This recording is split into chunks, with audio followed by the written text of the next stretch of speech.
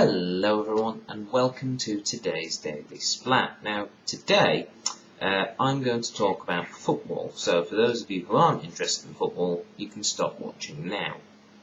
Yes, I just thought I should throw that in. We have a wide variety of people who watch this, some of whom I actually know, and some of whom say, oh, I just sort of skip the football ones because they're not interested, so I felt it appropriate to warn them now.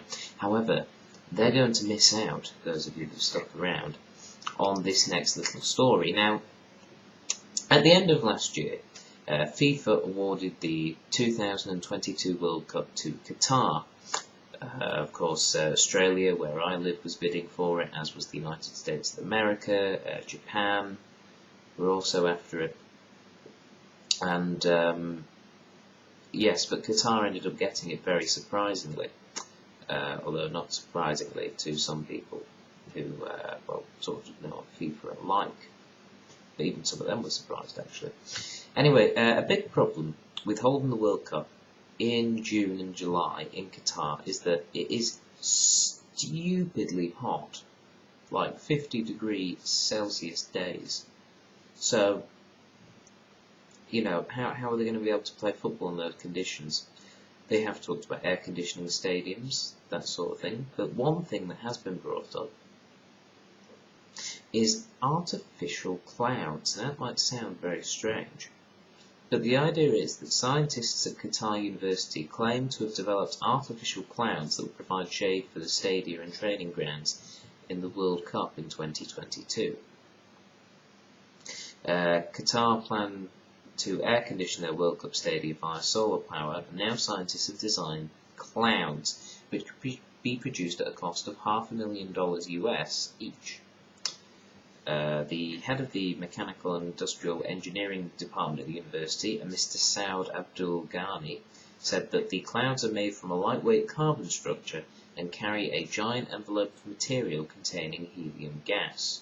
4 solar-powered engines move the structure via remote control. So basically it's like a large thing, like a large block of plastic or metal, or basically just something that will block the sun, you know, sort of Mr. Burns style, by putting a massive shield over the stadiums. Now, admittedly, artificial cloud is kind of cool. You know, the whole concept of just having that big floating thing up there going across, kind of a cool idea.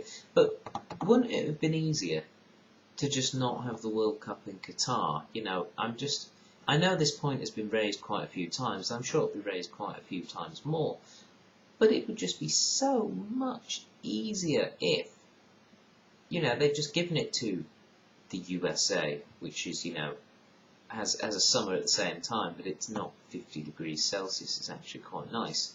You know, you could have given it to Japan again,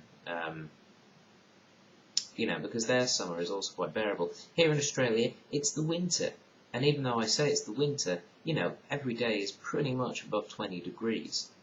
You know, very, very playable footballing conditions. But no, they've given it to Qatar. Now, it is the first World Cup in the Middle East, so it is, you know, obviously an important event. But it just seems like FIFA are lacking some common sense, which to you football fans is hardly surprising. Anyway, yes, so the 2022 World Cup will be trying to use artificial clouds, they say, which is an inventive way around the problem, I suppose. Anyway, that's all for today. Talk to you later.